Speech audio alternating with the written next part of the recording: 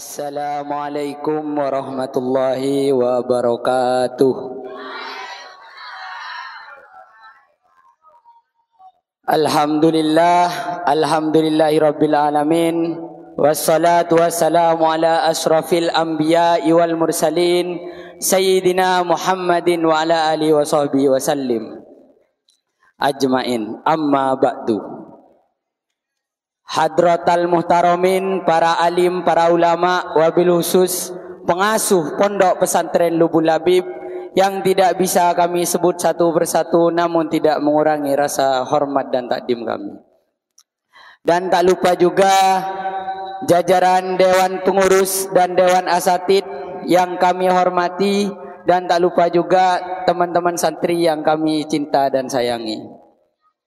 Pertama-tama marilah kita panjatkan puja dan puji syukur atas kehadirat Allah Subhanahu wa taala, yang mana dengan rahmat beliau kita bisa bermuajahah, bermujalasah di majlis yang insya Allah penuh dengan berkah ini.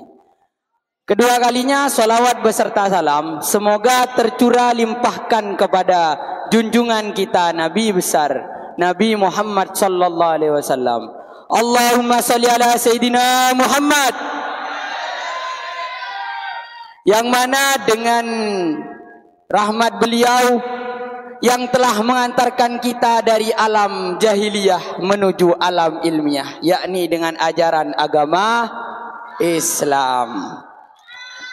Jadi berdirinya saya di sini cuma hanya menjelaskan pepatah dua kata saja ya. Yang pertama tadi katanya temanya itu tentang fadilah Yasin dan tahlilnya. Jadi kalau setiap santri itu identik dengan adanya surah Yasin dan tahlil. Kenapa? Karena ketika kita sudah tidak memiliki sesuatu yang diunggulkan, contohnya sesuatu yang diunggulkan itu bisa kita jadikan patokan seperti Al-Quran atau kitab ya. Jadi kalau Anda sudah nol ya, sudah gak bisa sekali kitabnya. Jadi satu cuman apa? Cuma satu solusinya apa? Yasin dan tahlil gitu. Jadi kenapa? Karena ketika kita sudah berhenti mondok, itu yang ditanyakan oleh masyarakat itu cuma satu. Apa? Bisa enggak Yasin dan tahlilnya? Itu cuma. Jadi dari sekarang itu kita harus apa? Kita harus belajar, kita harus hafalkan Yasin dan tahlilnya itu. Kenapa? Karena itu adalah sebuah kebutuhan bagi kita, adalah sesuatu yang menjadi tuntutan bagi kita, Yasin dan tahlil itu ya. Jadi santri ya, kalau udah gak tahu baca Quran atau baca Quran bisa namun tidak jago dan gak tahu baca kitab, minimal lah tahu baca Yasin dan tahlil gitu ya.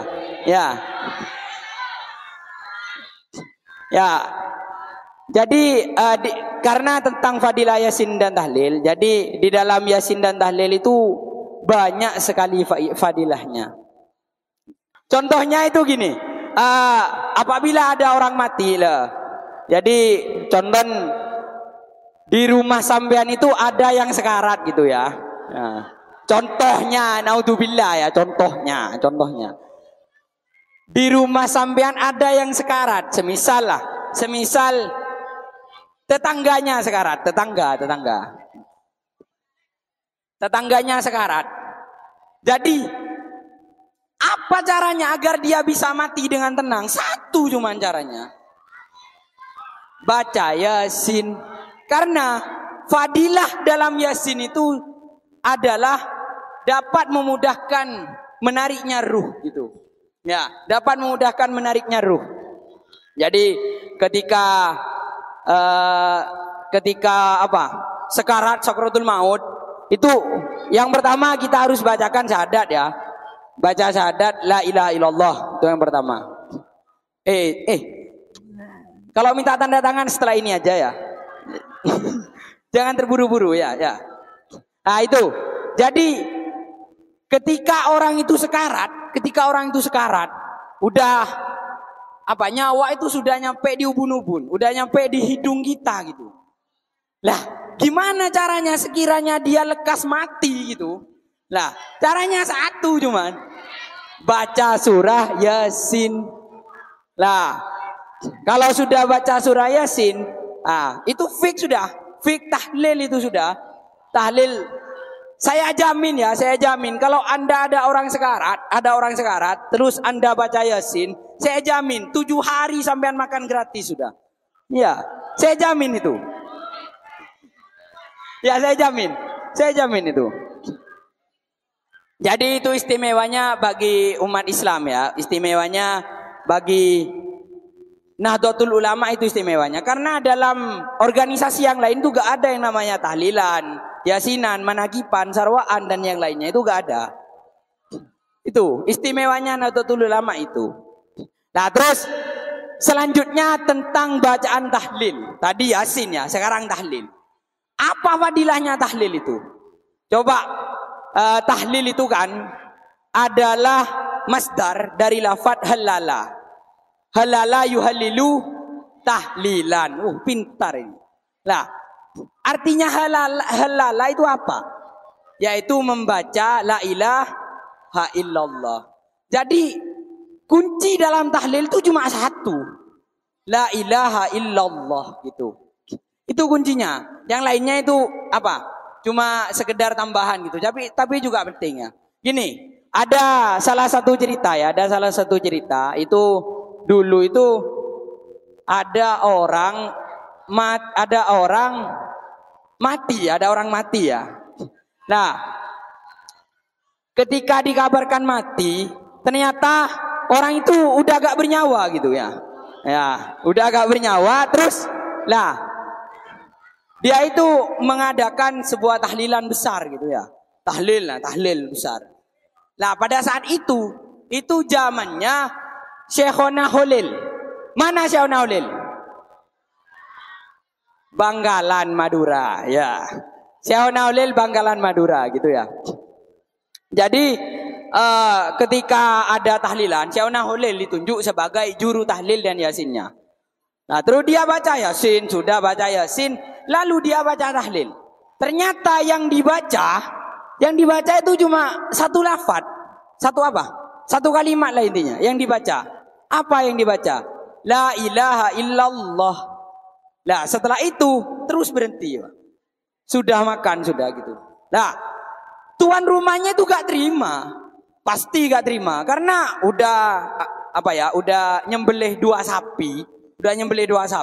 Loh kok cuma tahlilnya cuma satu gitu, cuma tahlil gitu. Cuma la ilaha illallah gitu.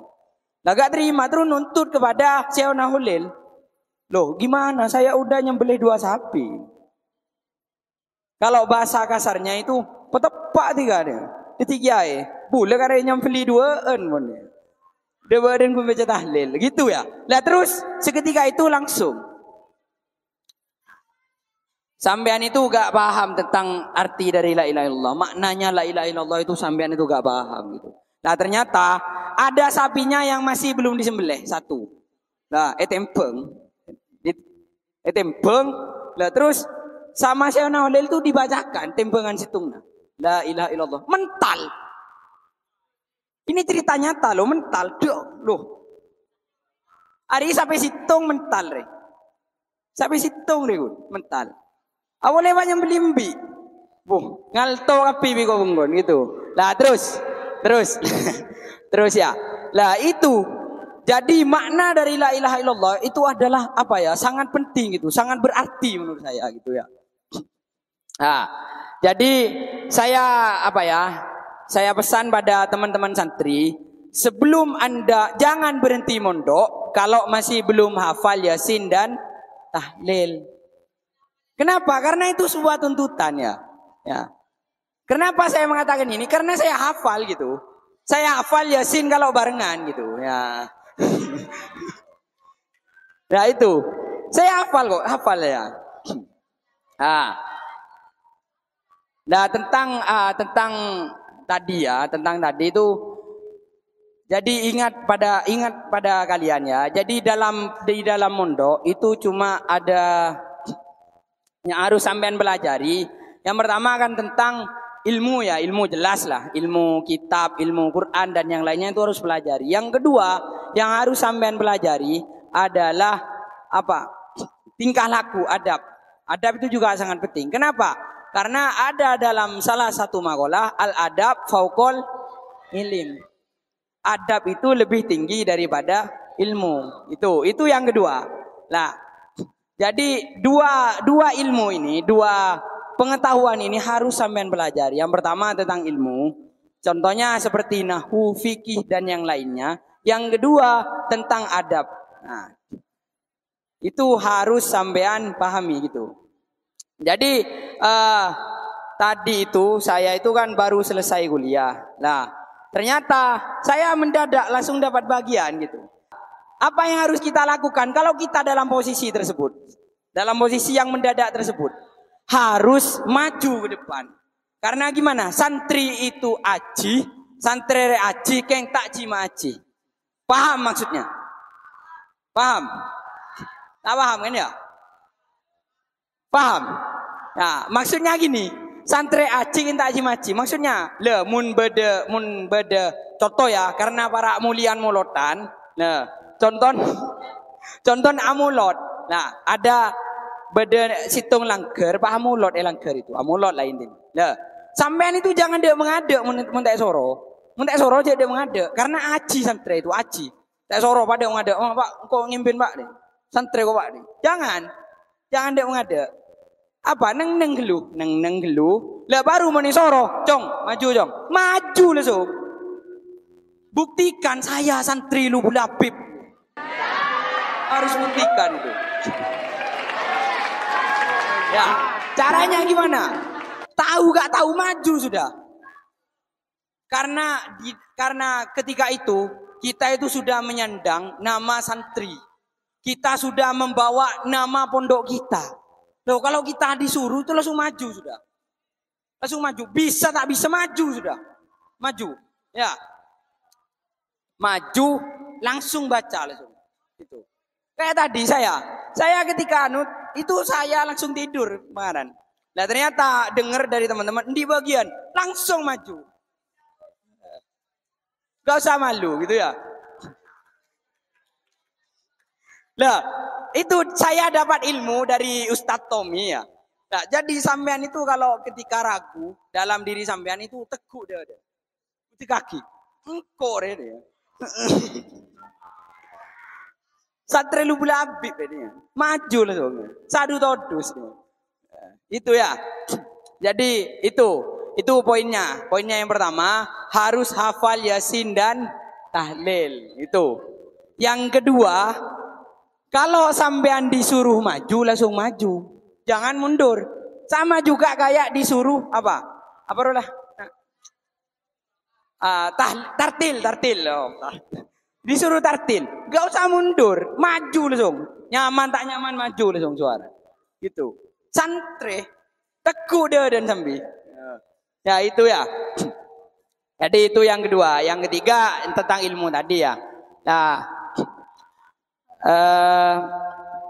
baik sebelum saya tutup, saya minta maaf mungkin ada tutur kata tadi yang salah dari awal sampai akhir. Dan mungkin ada yang menyakitkan hati sampean ya. Saya tidak pandai berkata-kata ya. Jadi sekian dari saya. Yang kurang bagi sampean, yang lebih bagi saya. Akhiron summa assalamualaikum warahmatullahi ta'ala wabarakatuh.